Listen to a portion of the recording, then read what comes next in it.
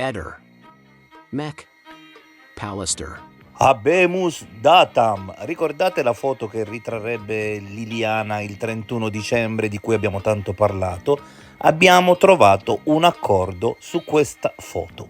Come detto, la persona che detiene questa foto ha informato gli inquirenti che, se però non riterranno utile tale informazione, faranno sì che la stessa foto venga diffusa, quindi la avrò anche io che provvederò a farvela vedere. Quindi giù la maschera, sapremo presto se questa cosa è vera o no. E intanto a Trieste per par condicio adesso gira voce che anche Sebastiano sia indagato. Ehi, non dimenticare di iscriverti a questo canale.